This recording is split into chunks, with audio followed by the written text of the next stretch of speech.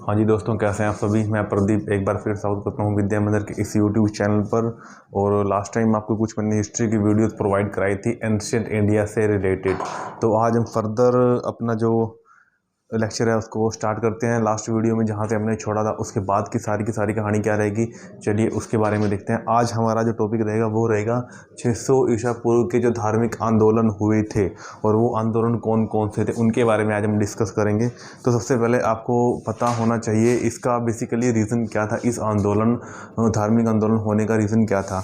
हम सभी जानते हैं, देखो जो हमारा 10वां मंडल था जिसे ऋषि महाशुक्त्या के द्वारा लिखा गया था, उसमें मनुष्य के वर्णों का उल्लेख किया गया था। उसमें मनुष्य के जो वर्ण थे उनके बारे में बताया गया था कि ब्राह्मण हैं वो क्या काम करेंगे, वैश्य जो हैं वो क्या काम करेंगे, और जो उसके बाद क्षेत्रीय हैं वो क्या काम करेंगे, और शूद्र बेसिकली क्या काम करेंगे। तो इन 4 वर्णों में बेसिकली हमने इसको डिवाइड कर दिया था, इन वर्ण व्यवस्था को।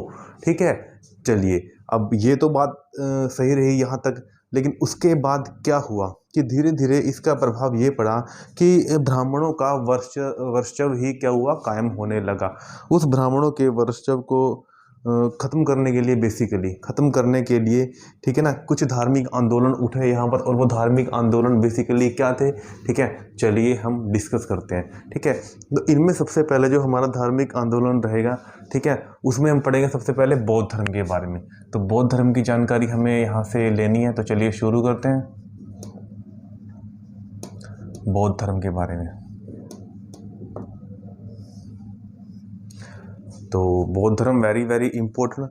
तो आपसे पूछेगा भारत में बौद्ध धर्म की स्थापना किसने की, तो सभी जानते हैं जी किसने, गौतम बुद्ध जी ने। ठीक है, तो भारत में बौद्ध धर्म की स्थापना, ठीक है, आपको पता होना चाहिए इन्होंने की है। तो राइट आंसर हमारा क्या होगा जी, गौतम बुद्ध, वेरी इंपॉर्टेंट। ठीक है, तो राइट आंसर हमारा क्या होगा जी, गौतम बुद्ध होगा। चलिए उसके बारे आगे बढ़ते हैं। ठीक है, अब गौतम बुद्ध जी को बोला जाता है एशिया का ज्योतिपुंज, काफ़ी इंपॉर्टेंट है। इनको शाक्य मुनि के नाम से भी जाना जाता है क्योंकि इनका जन्म जो हुआ था वो क्षत्रिय कुल के अंदर हुआ था। तो चलिए इसके बारे में ये भी बात कर लेते हैं। अब गौतम बुद्ध जी को बोला जाता है एशिया का ज्योतिपुंज, ठीक है, इंपॉर्टेंट है। तो इनको बोला जाता है एशिया का ज्योतिपुंज, काफ़ी इंपॉर्टेंट प्रश्न है।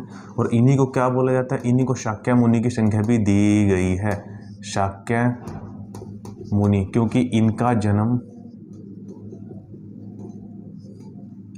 ठीक है, शाक्य कुल में हुआ था। इनका जन्म शाक्य कुल में हुआ था जो कि एक क्षत्रिय कुल होता है। ठीक है, जो कि एक क्षत्रिय कुल होता है, इसलिए इनको शाक्य मुनि की संख्या भी दी गई है, क्योंकि शाक्य कुल जो कि क्षत्रिय कुल होता है, ठीक है, इन्हें शाक्य मुनि भी बोला जाता है, काफ़ी इंपॉर्टेंट। चलिए अब हम बात कर लेते हैं गौतम बुद्ध जी का जन्म कब हुआ था और उनके बचपन का नाम बेसिकली क्या था। तो आपको पता होना चाहिए इनका जन्म, वेरी इंपॉर्टेंट। इनका जन्म जो हुआ था 563 ईसा पूर्व। ठीक है, तो जगह आपको पता होनी चाहिए, जगह थी कौन सी, लुम्बिनी। ठीक है, किस क्षेत्र में पड़ती है जी, आपको बताना है सर ये भाग किसका है, कपिलवस्तु। ठीक है, और ये कहाँ पड़ता है, ये सारी की सारी जगह आपको देखने को मिलने वाली है नेपाल के अंदर। ठीक है, तो जन्म 563 ईसा पूर्व, ठीक है, वेरी इंपॉर्टेंट। कहाँ पे, लुम्बिनी गांव में, और जो कि पड़ता है कपिलवस्तु में, नेपाल वाले इलाके में, काफ़ी ज़्यादा इंपॉर्टेंट। चलिए अब इनके बचपन का नाम क्या था, हम सारी कहानी इनके बचपन के नाम को लेके चलेंगे। इनका जो बचपन का नाम था वो आपको पता होना चाहिए, बचपन का नाम, इनका जो बचपन का नाम वो था सिद्धार्थ।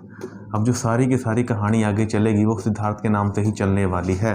और इनके जो पिता का नाम था, इनके पिता का नाम आपको पता होना चाहिए, वो था शुद्धोधन। ठीक है, इनके जो पिता का नाम वो क्या था जी, वो आपको पता होना चाहिए, वो था शुद्धोधन। ठीक है, जो कि शाक्य कुल के क्या थे, क्षत्रिय थे, जो कि शाक्य कुल के क्या थे जी, क्षत्रिय थे। तो आप इसको लिख सकते हो, जो कि शाक्य कुल के क्षत्रिय थे। बेसिकली ये लोग क्षत्रिय थे। ठीक है, आपको पता होना चाहिए। अब इसके बाद मैं आगे बात करूं तो इनकी माता जी का नाम, माता का नाम, तो इनकी माता का नाम क्या था जी, आपको पता होना चाहिए। इनकी माता का नाम था जी महामाया। कोलिया वंश से संबंध रखती थी इनकी माता जी, ये आपको पता होना चाहिए। कोलिया, इनका था कोलिया वंश। ठीक है, वेरी इंपॉर्टेंट। तो इनकी माता जी का नाम क्या था जी, तो आपको बताना होगा महामाया, जो कि कोलिया वंश से संबंध रखती है। अगले बात क्या हमें पता होनी चाहिए, जब इनका जन्म होता है, जन्म होते ही सिद्धार्थ के जो 7वां दिन होता है ना, इनकी माता महामाया की क्या हो जाती है जी, मृत्यु हो जाती है। ठीक है, तो जन्म के 7वें दिन ही, तो ये भी बात आपको पता होनी चाहिए। तो जन्म के 7वें दिन इनकी माता महामाया जी की क्या हो जाती है जी, मृत्यु हो जाती है। अब प्रश्न बनता है, ठीक है, कि 7वें दिन तो इनकी माता महामाया जी की क्या हो जाती है, मृत्यु हो जाती है। तो अब इनका पालन पोषण है वो किनके द्वारा किया गया, वेरी इंपॉर्टेंट। तो आप लिख लीजिए प्रजापति गौतमी, जो कि इनकी मौसी थी। तो बाद में इन्हें किसने पाला, ठीक है, तो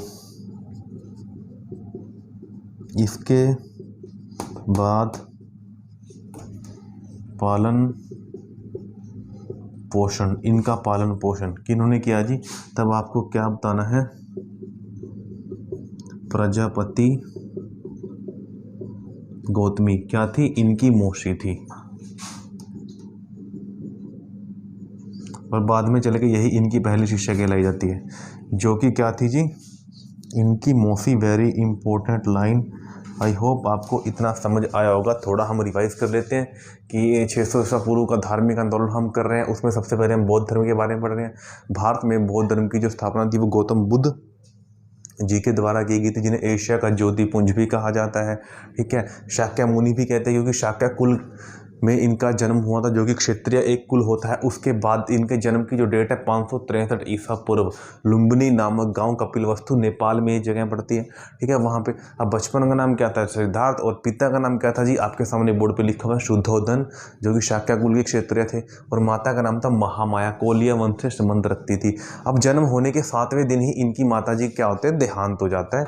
उसके बाद जो इनका पालन पोषण किया जाता है बेसिकली, वो किया जाता है जी प्रजापति गौतमी के द्वारा, जो कौन थी जी, जो इनकी मौसी थी। ठीक है, तो आपसे पूछा जाएगा कि गौतम बुद्ध की प्रथम महिला शिष्या कौन बनी थी, वो यही बनी थी। ये भी आपको बात पता होनी चाहिए। ठीक है, इसमें आप अगला इंपॉर्टेंट पॉइंट क्या लिखोगे, गौतम बुद्ध की या फिर सिद्धार्थ की, गौतम बुद्ध की प्रथम महिला शिष्य, गौतम बुद्ध की प्रथम महिला शिष्य आपको ध्यान रखना है जी, यही थी। क्या नाम था, Prajapati Gautami, Prajapati Gautami. Very important. I hope आपने इतनी बातें समझ ली होगी। चलिए हम आगे पढ़ने का काम करते हैं। अब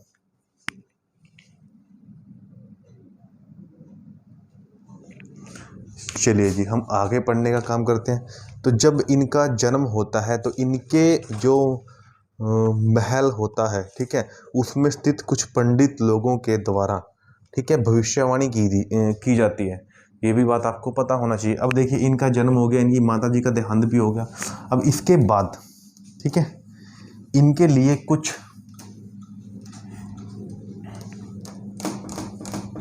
जो उनके दरबार में मौजूद होते हैं, ठीक है,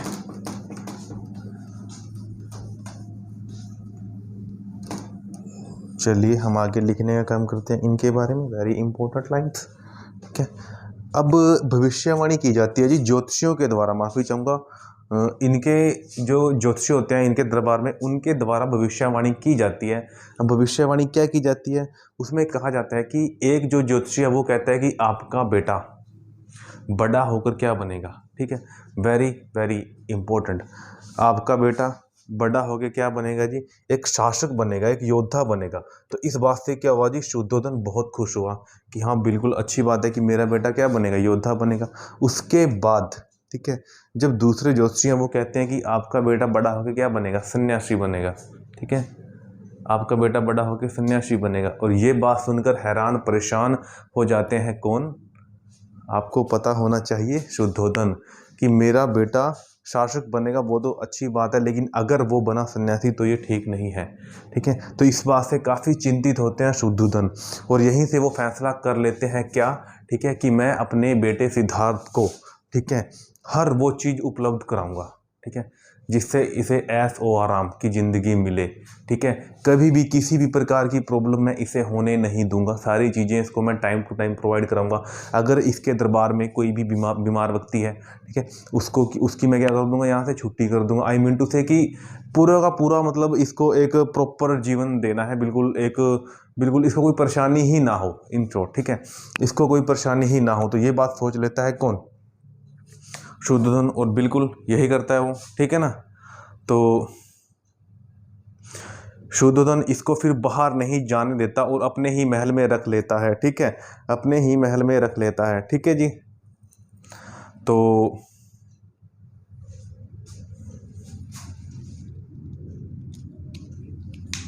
आगे बढ़ते हैं जी।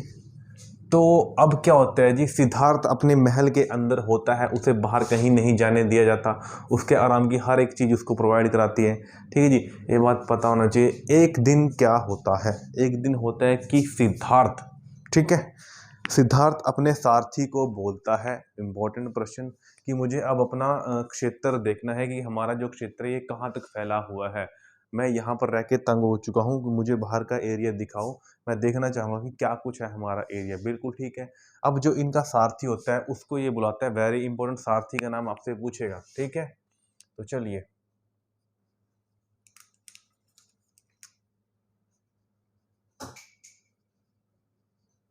सिद्धार्थ के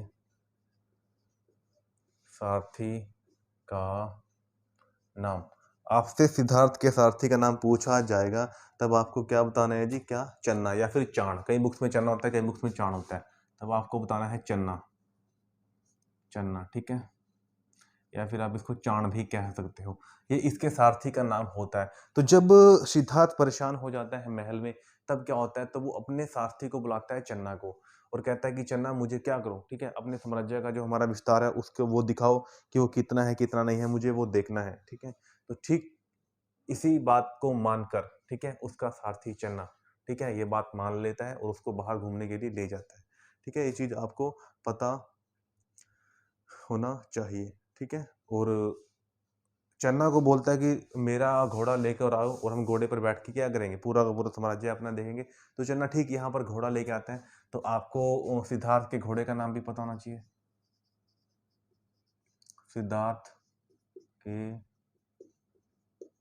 घोड़े का नाम, वेरी इंपॉर्टेंट। सिद्धार्थ के घोड़े का नाम कई बार पेपर में पूछा गया है, तो इनके घोड़े का नाम था क्या, ठीक है, कंथक, वेरी इंपॉर्टेंट। आपको चार ध्यान रखना है, और आपको ध्यान रखना है कंथक, कंथक इनके क्या था जी, घोड़े का नाम था। चलिए, अब क्या होता है जी, तो जब ये बाहर घूमने जाते हैं, ये चार दृश्य देखते हैं। ठीक है, बाहर घूमने जाते समय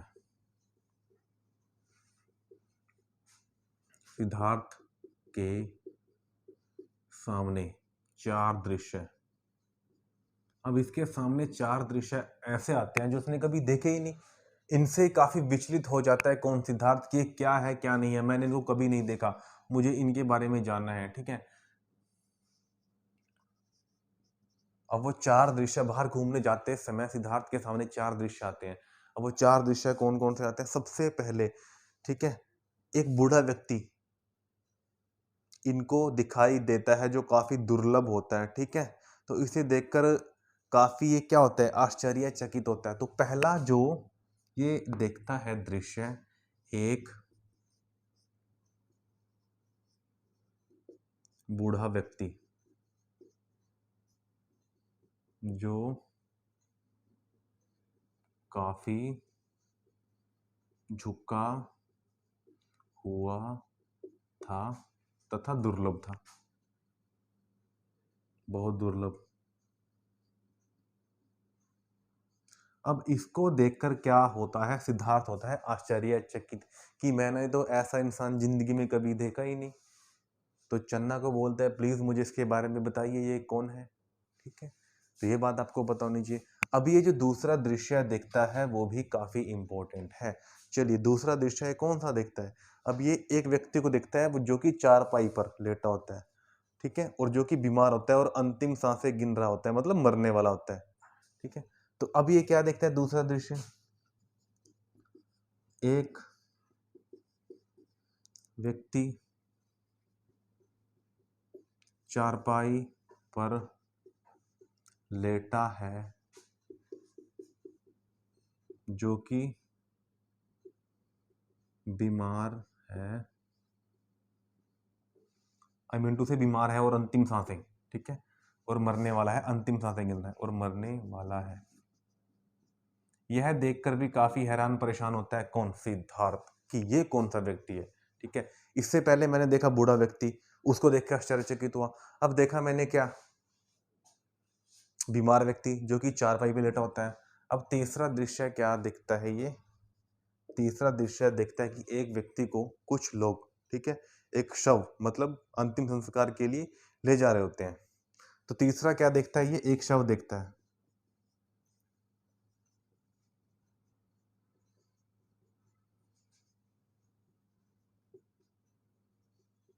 जिसे संस्कार के लिए ले जा रहे हैं, जिसे संस्कार के लिए ले जा रहे हैं। अब ये तीसरा जो दृश्य देख के ये काफी परेशान होता है कि ये क्या कंडीशन हुई। पहले मैंने बूढ़े को देखा, उसके बाद मैंने इस पे लेटे देखा व्यक्ति, अब ये कौन है जिसको ये लेके जा रहे हैं लोग, तो काफी परेशान होता है। तो अब जो इनका टर्निंग पॉइंट आता है वो चौथा पॉइंट आता है। ठीक है, चलिए अब ये देखता है चौथा पॉइंट कौन सा, चलिए लिख लेते हैं। अब ये देखता है सन्यासी जो कि मस्त होकर टेंशन फ्री होकर जा रहा था। यह देखकर उसे कुछ समझ में नहीं आया। ठीक है, तो उसने चन्ना से पूछा कि बताइए भाई साहब ये क्या चीज़ है। पहले तीन तो कोई चारपाई पे लेटा है, कोई झुक के चल रहा है, कोई काफी बुजुर्ग हो चुका है, ठीक है ना, और एक शव को लेके जा रहे हैं। तो ये कौन सा व्यक्ति है। तो चलिए चौथा व्यक्ति,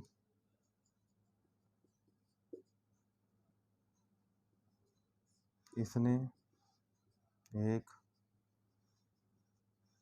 सन्यासी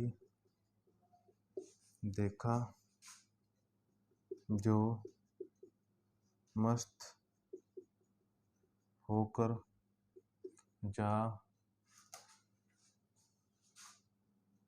रहा था। इसने एक सन्यासी देखा जो मस्त होकर जा रहा था, ठीक है, खुश होकर, टेंशन फ्री, बिना किसी परेशानी के।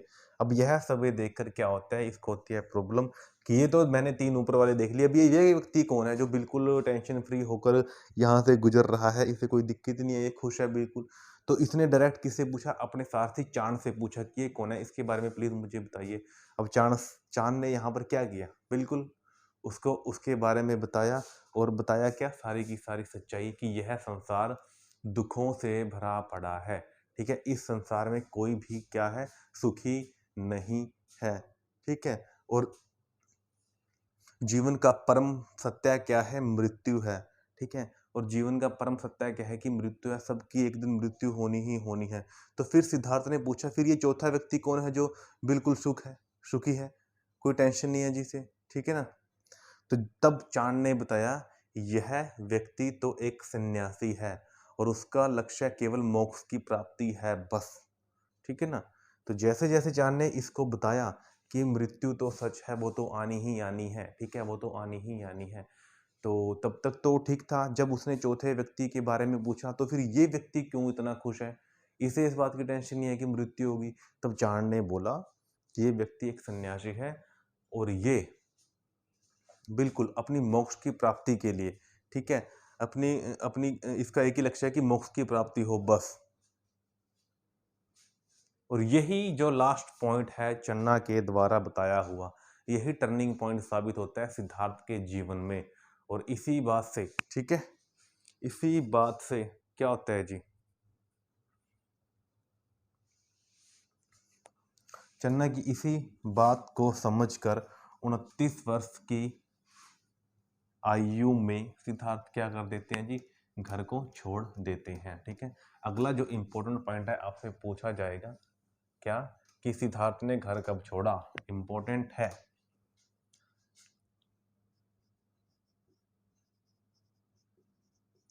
सिद्धार्थ 29 वर्ष की आयु में गृह त्याग कर देते हैं। 29 वर्ष की आयु में क्या कर देते हैं जी, वो गृह त्याग कर देते हैं। अब सारी की सारी कहानी किसने बताई थी, चन्ना ने बताई थी कि ये तो क्या है, सन्यासी है और खुश है बिल्कुल, क्योंकि इसका लक्ष्य है मोक्ष की प्राप्ति करना दैट। अब इसी बात को समझ कर क्या कर देता है, ठीक है, सिद्धार्थ घर छोड़ देता है और बनने चला जाता है क्या, सन्यासी। ठीक है, और बनने चला जाता है क्या, सन्यासी। ये बात आपको पता होनी चाहिए अच्छे से।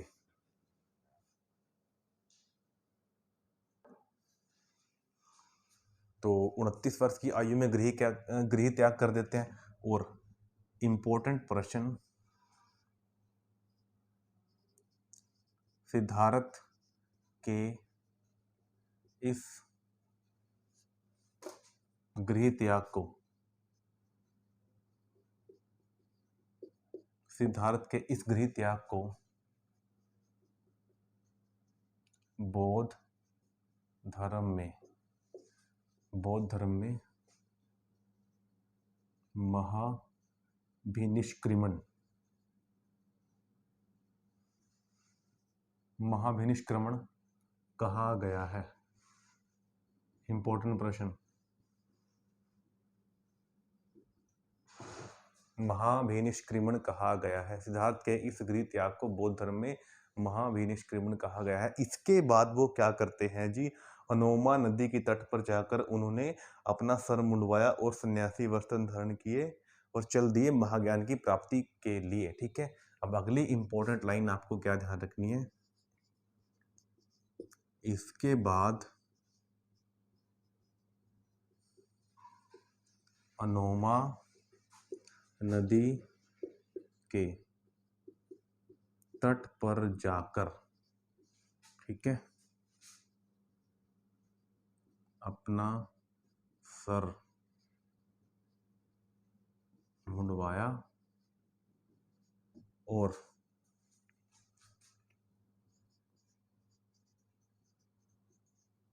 सन्यासी वस्त्र धारण किए या धारण कर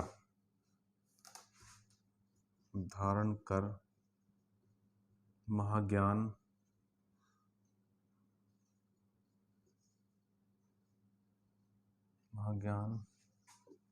की प्राप्ति के लिए चल पड़े। Very important. ठीक है, तो आपसे पूछेगा इसको कहा जाता है महानिष्क्रिमण, महाभिनिष्क्रिमण, और किस नदी के तट पर, आपको बताना है अनोमा नदी के तट पर जाकर अपना सर मुंडवाया और सन्यासी वस्त्र धारण कर महाज्ञान की प्राप्ति के लिए क्या कर देते हैं जी वो, ठीक है, चल पड़ते हैं। अब सबसे पहले वो कहाँ पहुंचते हैं जी, आपको पता होना चाहिए। ठीक है, सबसे पहले पहुंचते हैं राजगिरी, जो कि मगध की क्या थी, राजधानी थी। तो गिरिव्रज भी जिसको हम बोलते हैं। इसके बाद वेरी इंपॉर्टेंट पॉइंट, सबसे पहले राजगिरी,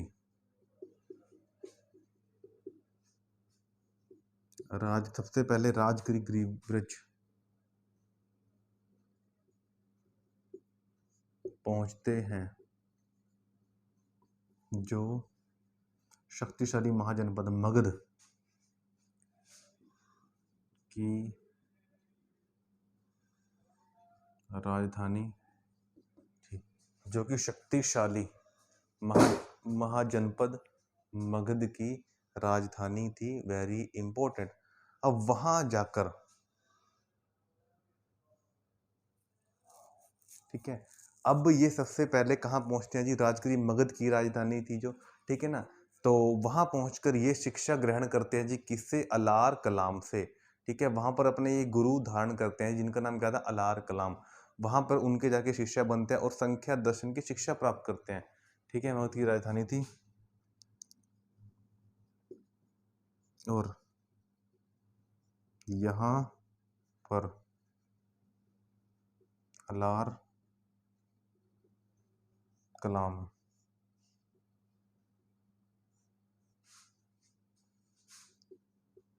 को गुरु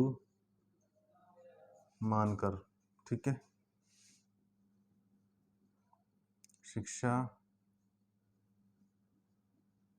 ग्रहण करते हैं। इंपॉर्टेंट प्रश्न ये बनता है कि 29 वर्ष की आयु में गृह त्याग करने के बाद, ठीक है, गौतम बुद्ध जी जो थे वो सबसे पहले कहाँ पहुंचे? तब आपको बताना है राजगिरी, जो कि मगध की राजधानी थी, वहां पर सबसे पहले पहुंचे।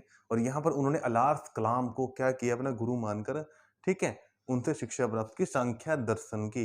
इसके बाद ये पूछते हैं जी, कहाँ पहुंचते हैं जी? इसके बाद ये पहुंचते हैं वैशाली, और यहाँ पर रुद्रक राम पुत्र से शिक्षा प्राप्त करते हैं। ठीक है जी। इसके बाद वैशाली, जहां पर रुद्रक राम पुत्र से इन्होंने क्या की जी? शिक्षा प्राप्त की। अब इसके बाद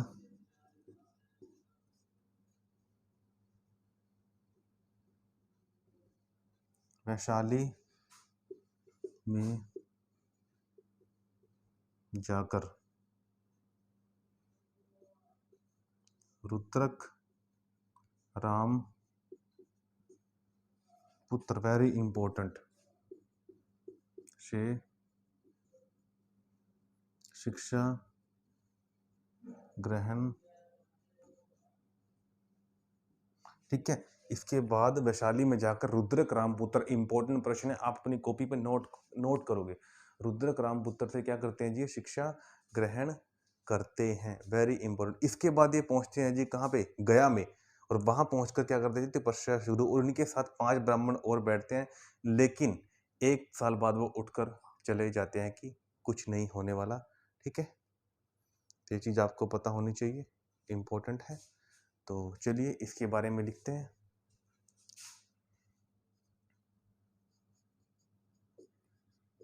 इसके बाद, ठीक है, गया पहुंचकर, इसके बाद गया पहुंचकर, ठीक है, तपस्या शुरू कर देते हैं। और इनके साथ 5 जो ब्राह्मण हैं वो भी बैठ जाते हैं। ठीक है,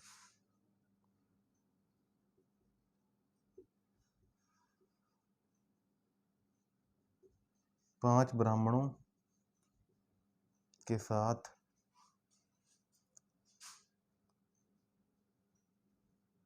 तपस्या शुरू कर देते हैं। लेकिन 1 साल बाद क्या होता है? वो 5 ब्राह्मण उठ के चले जाते हैं और कहते हैं कि कुछ नहीं होने वाला। ठीक है,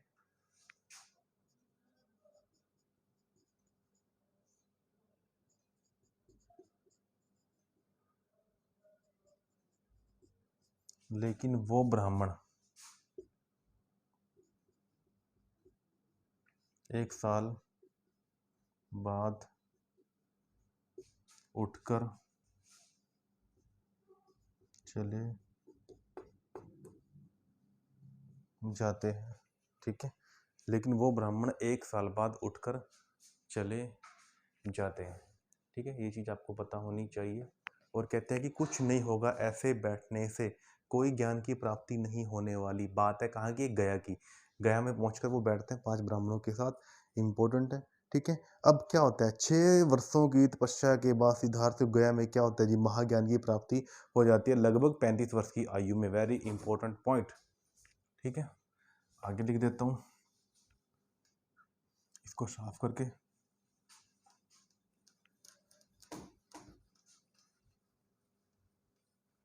अब क्या होता है यहां पर,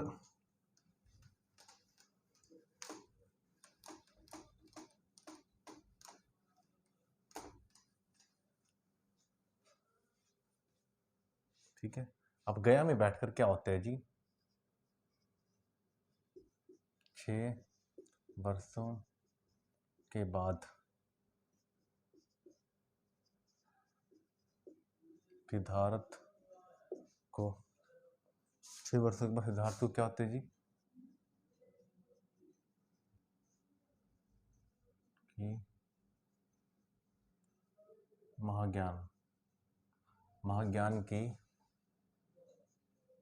प्राप्ति हो जाती है। 6 वर्षों के बाद महाज्ञान की प्राप्ति हो जाती है। इसके बाद 6 वर्षों के बाद सिद्धार्थ को महाज्ञान की प्राप्ति हो जाती है। काफी इंपॉर्टेंट पॉइंट।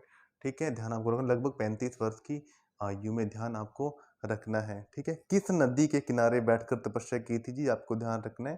ठीक है, निरंजना नदी या फल्गु नदी, इंपॉर्टेंट है, ध्यान आपको रखना है। और पेड़ कौन सा जी, पीपल का पेड़, इंपॉर्टेंट है, ध्यान आपको ये बात रखना है। ठीक है जी, तो यहाँ पर महाज्ञान की प्राप्ति होती, कुछ एक पॉइंट आपको ध्यान रखने हैं। ठीक है, फल्गु नदी के किनारे, जिसको आप निरंजना नदी भी कहते हो।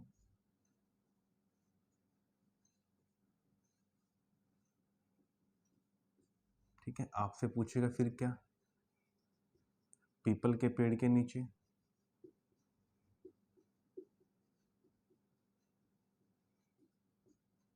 ठीक है, पीपल के पेड़ के नीचे, ये भी बात आपको, फल्गु नदी के किनारे पीपल के पेड़ के नीचे, ये भी बात आपको ध्यान रखनी है। ठीक है, वेरी वेरी इंपॉर्टेंट। और ध्यान आपको रखना है। तो यहाँ पर इनको क्या होती है, महाज्ञान की प्राप्ति होती है। कहाँ पर, कहाँ पर, ये चीज आपको पता होनी चाहिए, गया में। ठीक है, तो इसके बाद सिद्धार्थ को महाज्ञान की प्राप्ति हो जाती है। कहाँ पे, गया में, ये भी बात आपको ध्यान रखनी है। गया में, गया पड़ता है बिहार में, गया में। ठीक है, गया में, गया पड़ता है बिहार में, वहां पर इनको क्या होती है जी, ठीक है, महाज्ञान की प्राप्ति हो जाती है। इस इनके महाज्ञान की प्राप्ति को निर्वाण कहा गया बौद्ध ग्रंथ में। ठीक है, चलिए, तो ये बात आपको पता होनी चाहिए। इनके महाज्ञान की प्राप्ति को बौद्ध ग्रंथों में आपसे पूछा जाएगा, आपको बताना है निर्वाण, निर्वाण कहा गया है। और महाज्ञान के बाद ही, निर्माण के बाद ही क्या होता है जी, इन ये बुद्ध कहलाए, ये भी बात आपको पता होनी चाहिए। ठीक है,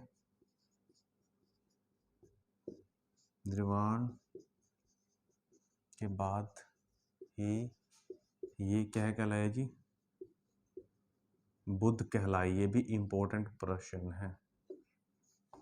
ठीक है, ये भी इंपॉर्टेंट प्रश्न है। तो आपसे पूछेगा इनको महाज्ञान की प्राप्ति कहाँ पे हुई है, तो आपको ध्यान रखना है जी, गया में, पीपल के पेड़ के नीचे, और फल्गु नदी है निरंजना नदी के किनारे, और इसको कहा गया निर्माण।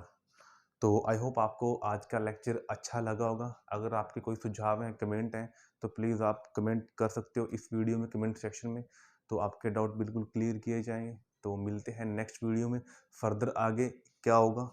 Thank you so much.